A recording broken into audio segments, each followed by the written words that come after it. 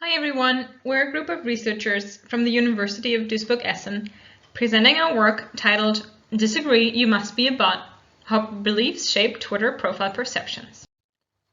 In this research, we wanted to know how users perceive different Twitter accounts. In particular, we wanted to know under which conditions users think an account is a social bot and when do they think it is a human account. To answer this, we rely on insights from social and cognitive psychology. In studies on motivated reasoning, researchers have found that information which is in line with prior opinions and attitude is favored over information that contradicts prior opinions and attitudes. This can result in an over-reliance on opinion-congruent information and rejection or suspicion against opinion-incongruent information.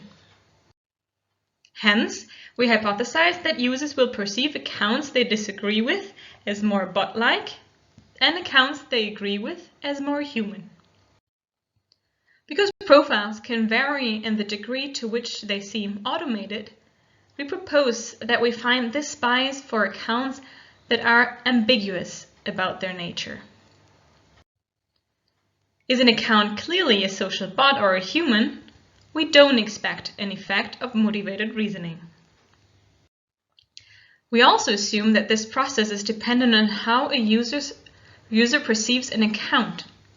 Opinion-incongruent accounts will be perceived as less credible accounts and will in turn be perceived more bot-like.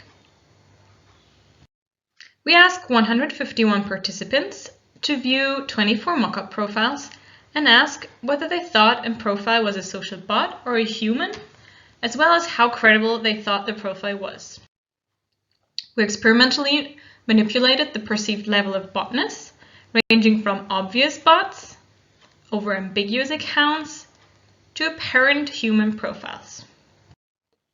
For each profile, we created two versions, one that looked like a Democrat and another one that looked like a Republican account. All profiles were pre-tested concerning their appearance and their partisanship. Taken together with the 3 different levels of botness, we hence created 6 different types of Twitter profiles.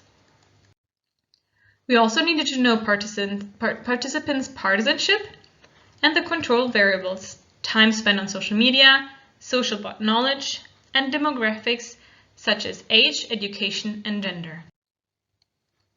We analyzed our data through repeated measure ANOVA with planned contrast. In the graph, you can see how participants perceived ambiguous profiles.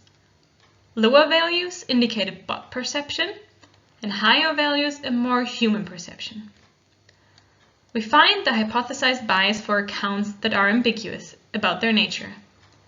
Indeed, opinion-congruent profiles were perceived as significantly more human than opinion-incongruent profiles.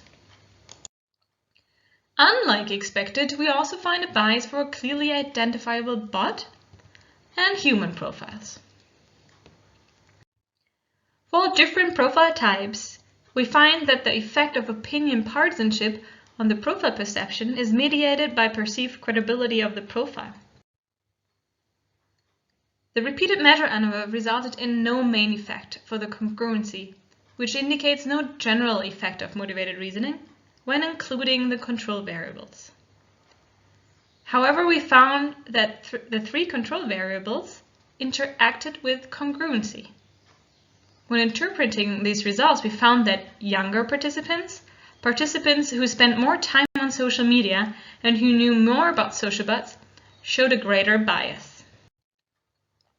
To sum up, opinion-congruent profiles were perceived as less bot-like and opinion-incongruent as more bot-like.